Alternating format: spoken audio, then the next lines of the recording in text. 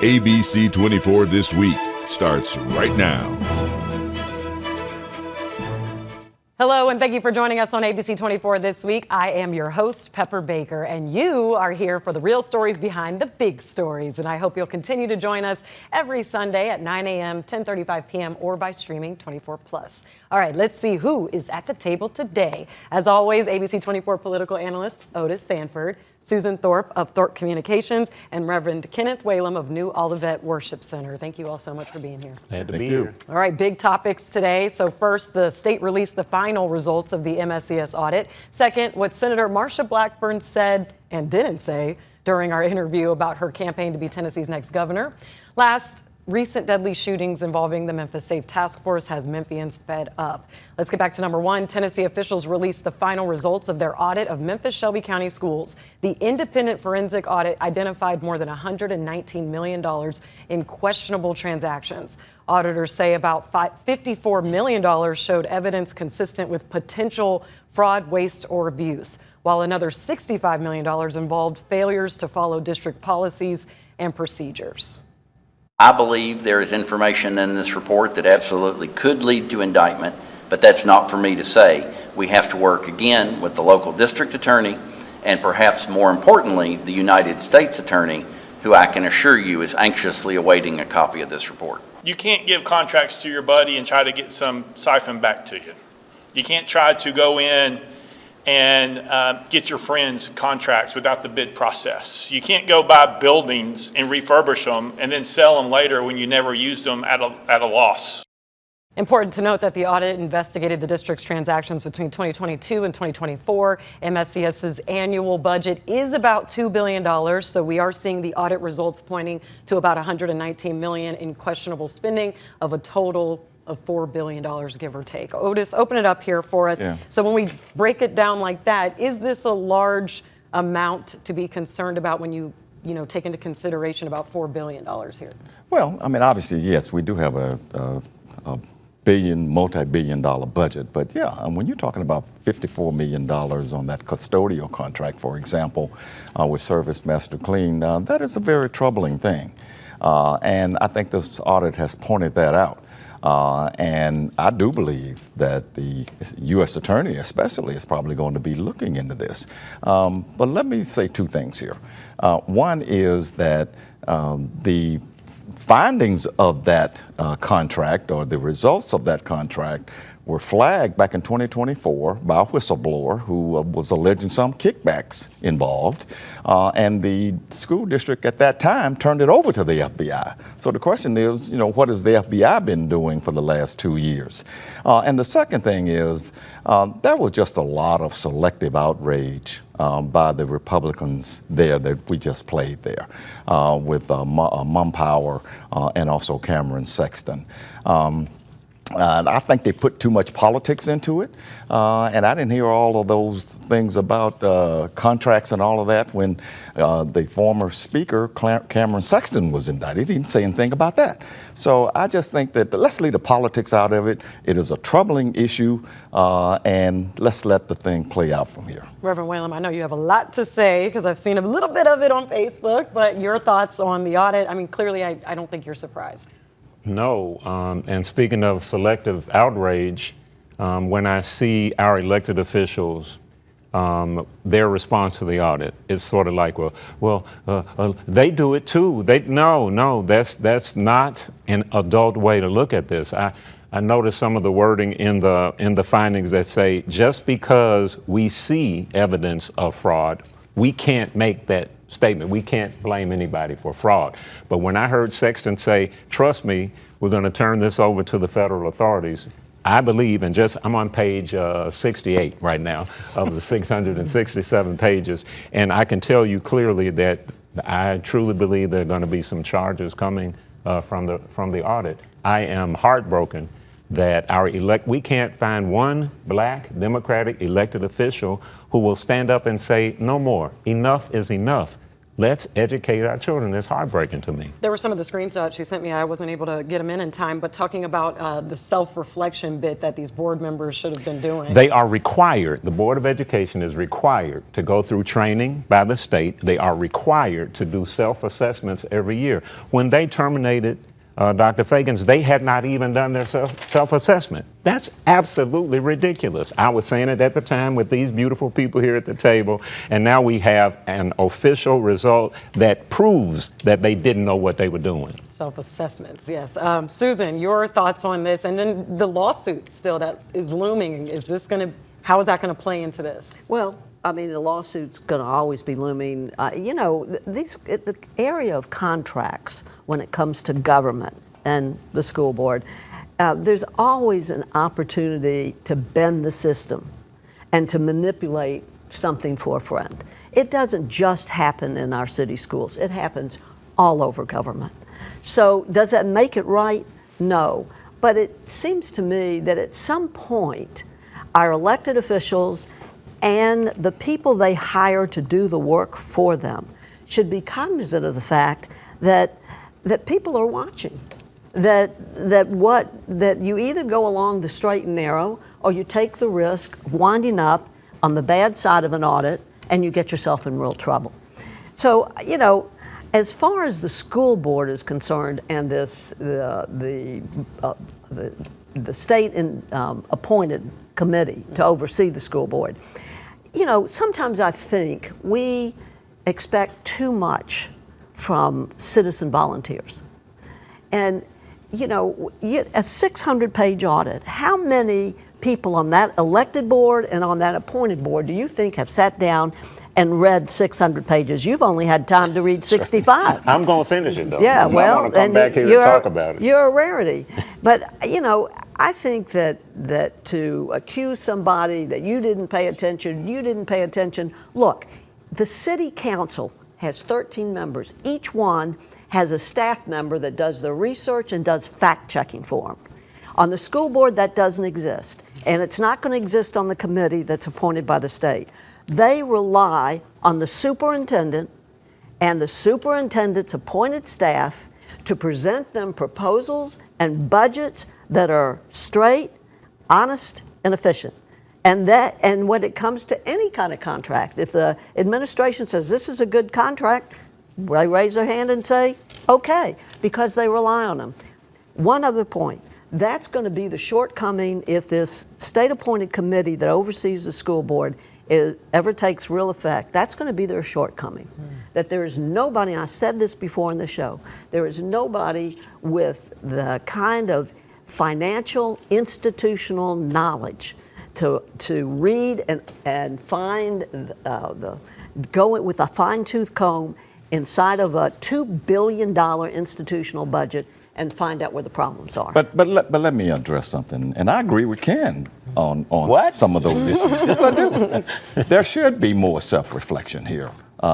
Board members, the elected school board members, got elected, so they have a responsibility by being elected to take these matters seriously and not put their head in the sand on it. And I agree with you that other elected officials ought to do the same. But here's where I come down on this, though. Again, I go back to the selective outrage by Cameron Sexton especially. Now, I'm just going to say again that Billy Orgel was there when this happened. And while the evidence shows that he may not have voted there, he was still a board member. He was the president and now he's on this oversight board. And here's Cameron Sexton said, well, Billy Orgel's a good guy, so let's leave him alone. Let's look at all these other people. No. I want to hear from Billy Orgel specifically about what you knew and didn't know about that Service Master Clean contract. I'm telling you that Billy Orgel, as a citizen volunteer, relied on what the school board and the administration. Well, let him say that. Well, and he wasn't a citizen volunteer when he was elected to the school board. And speaking of those two contracts, I find it interesting that at least one of those companies, maybe both of them, got legal representation and refused to participate in the audit itself. Now, what does that tell you? No, that tells you a lot. One thing somebody reached out to me was that the two companies in question are black-owned as well. Yeah. And then Billy Orgle's the dismissive nature around Billy Orgle's, there was like a racial situation going on, or an element. Well, I'm not going there. Okay. I'm just saying. Just wanted to put that out there. Let's have some transparency and come clean, On all Service sides. Master Clean. Yeah. Come clean about what's going on here. I like Okay. what you did there, Otis. All I saw right, what good you did. start, y'all. I love it. All right, when we come back, we're going to talk about Senator Marsha Blackburn. She came in studio this week, what she said and did not say during our interview. Well, a lesson learned from Senator Marsha Blackburn. Elevators are the worst getaway method when trying to avoid the press. But that viral moment with a Nashville reporter may be the reason why she decided to sit down with me in our studio this week. But whether she actually answered any questions, well, I'll leave that up to your interpretation. Here's how she responded to whether she'll do debates. Will we expect a debate between you and your Republican opponents, or your Democratic opponent after the primary? You know, the Republicans that are in the race, we have done lots of forums from one end of the state to the other.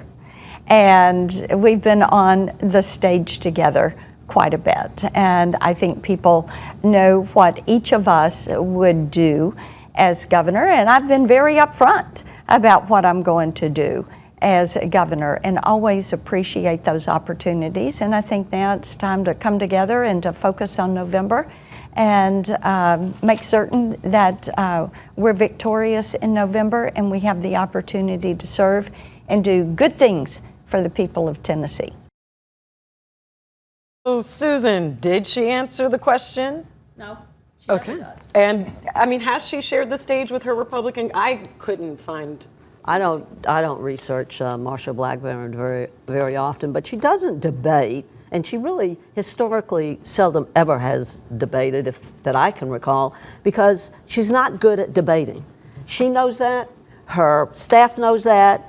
I mean, this is a woman who, if she doesn't have a cue card in front of her to answer a question, it's going to be tough for her to come up with an answer. So I understand why she doesn't debate. I don't agree with it. I think she should have some debates, but the more she stays away from it, the more people are going to wonder why. And, you know, what she does do is put silly advertisements on television.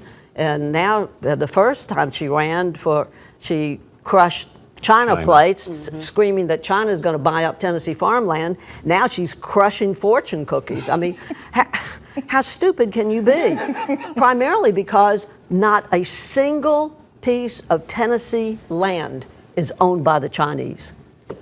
You can take it away. Mic drop moment there. Yeah. So forums, debates, that's the topic that we just played there. Right. Otis, you watched the whole interview. So I did. I watched the whole interview, and I have done some research on Marsha Blackburn. And she did debate Phil Bredesen in 2018, as I recall. Oh, my goodness. And actually had him on the defensive for quite a bit. But she's not a good debater. That's why she doesn't want to do this. I think she's making a mistake. When Bill Haslam ran in 2010, he was the front runner, but he debated. Bill Lee debated twice in 2018 against his opponents, including one here in Memphis. And so I'm going to say this again. Marsha Blackburn, you're not the incumbent governor. So you owe it to the voters to have a debate with your Republican opponents, and then have a debate with your Democratic opponent for the November election. Well, I'm going to say to Senator Blackburn that you don't owe the voters anything, because you know that you have this election well in hand. Hopefully, somebody will put some pressure on you from the Democratic Party during the general, where you would at least try to look good for all of the voters of Tennessee, which is who you'll represent as governor. He's Senator right. Blackburn. Kenneth is right. She doesn't have to debate because she's going to win this thing anyway. Elections are a numbers game, and the numbers are in her favor. I have seen some reports that John Rose is cutting into her voters, or her polling has said that. But So what? Will remain to be seen. And he has. And of course, for full disclosure, it was a poll that he commissioned. That's fair. But You're right. But it wasn't done by his campaign. And it did show that her numbers had dropped from like 68% lead down to 15% lead. But again, I agree with them. She is the odds-on favorite here. But that's all the more reason to stop running and hiding. Kudos to you for getting that interview the other day. Great job. But she didn't answer those questions. She did not. She did not. Did she give you a fortune cookie? And she gave a bunch of platitude answers. Yeah. I just think that some more pressure should be put on her to answer questions. Tell us where you had those 3 debates, because she did. I mean, the forums, because she did not have any forums. I couldn't anywhere. find the forums. So to that point, she made some decisions or was supportive of things that directly impacted Shelby County. So let's take a listen to what she said about congressional redistricting and the Memphis Safe Task Force. How do you convince voters here who protested about it that that was not about race? It was about making certain that every Tennessean feels that they are represented. When I was first elected to the U.S. House, Shelby County had 3 members of the U.S. House. I was one of those. And that gave me the opportunity to work with Shelby County citizens, elected officials, and address their needs. So Shelby County returning to having 3 members of the U.S. House, people that are looking after Shelby County needs, I think that's a plus. Recently on Sunday, we did have an unfortunate situation with guardsmen shooting and killing a 20-year-old man who was allegedly armed.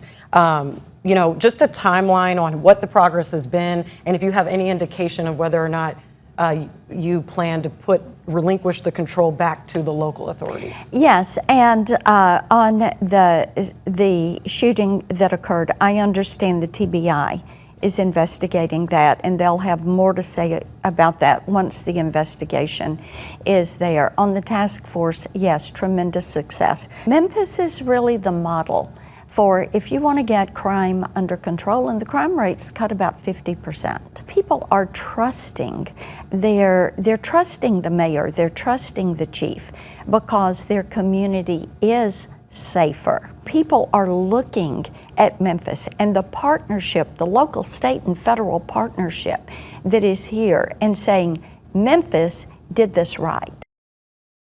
All right, we have 1 minute, so I'll just let anybody have it. I'm going to defer to them on the politics of it, but I will say that we Memphians have squandered opportunities to improve Memphis while the task force is here. There are 2 occasions. Mayor Young presented these occasions to work with the Chamber of Commerce and the school board to, when they have to tear down some of these school buildings and close some of these schools, we could have done something to make that a better situation. And with regard to economic empowerment, Mayor Young presented an opportunity. The faith community decided not to do it. The task force is not going to be here forever. And when they leave, I shudder to think what the situation is going to be. Last point. Go ahead. Well, I want to address what she said about the redistricting. She is not being upfront here. Yes, her district, when she was in Congress, did touch on Shelby County, the eastern part, not in Memphis, but in Collierville and areas like that. But the Republicans gerrymandered her out of the district, and she supported that because she wanted to have a much more Republican-friendly district than even that she had. So that's a disingenuous answer here. And the fact is, there's no question that this redistricting carved up Memphis in a way that deprived inner city Memphians of their right to vote for the candidate of their choice. Well, I'll leave it at that. Unfortunately, I don't think she cares about the inner city Memphians. So Absolutely not. All right. Well, we're going to hear what Memphians feel about the Memphis Safe Task Force after the break.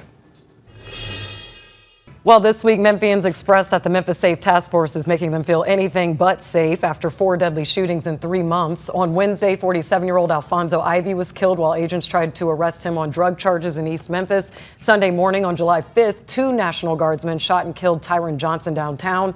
DEA agents shot and killed Darren Pigram while trying to serve Pigram a warrant during his shift at Burger King in Fraser. And while responding to a call about a man armed with a gun threatening to harm himself, an agent shot 25-year-old Jonah Neal. Investigators reported that all these men were armed, and in Ivy's case that he allegedly pointed a gun at agents. Memphians packed State Senator London Lamar's town hall in Orange Mound this week. It didn't go quite as planned once people started expressing their frustrations about the task force and XAI. Law enforcement killings in months in this one city is unheard of.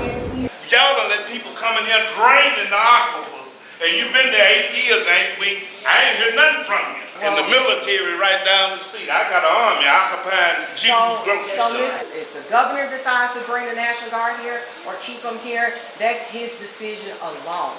It does not fall under authority of the legislative branch. Excuse me. Now, I understand there's a lot of high emotions in here about different issues. But one thing is we're not going to do is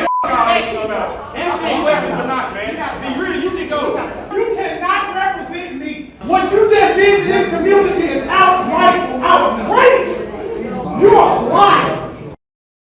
Part of that group had members from Indivisible Memphis who came out later saying most of their frustrations were supposed to be expressed towards Police Chief C.J. Davis, who was not in attendance. So, Reverend Whalum, did State Senator London Lamar deserve that type of outburst? I don't think so. I think that she has done a reputable job in the state Senate, but there are a couple of things I notice about the setting itself. I live in Orange Mound. I'm from Orange Mound. I grew up in Orange Mound, and that the majority of the people in that room do not live in Orange Mound. I can just tell. Yeah, right.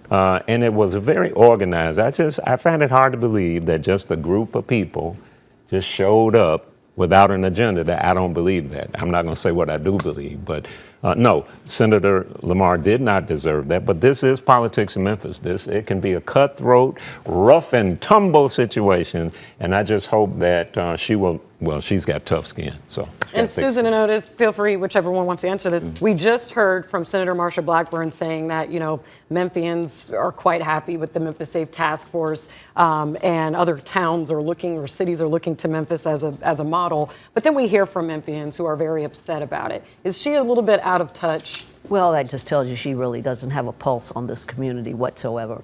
And I mean, I just think that the way she answers questions, it tells us that Memphis, she just doesn't care about Memphis. I think that London Lamar took one for the troopers, and she did well and the best she could. She's a good politician. She's a smart woman, and she's a formidable candidate in the Democratic primary. Yeah, I think she did not deserve it. She is a seasoned elected official right now, and she took one for the team, so I'll give her credit for that.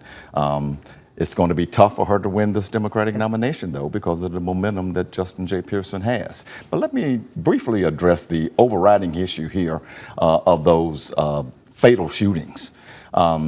Especially the one involving the National Guard. Now, they're saying the one downtown after the 4th of July. Tyron Johnson. Yeah, if they're saying that he had a gun and he turned around and pointed it at, show us some evidence of that.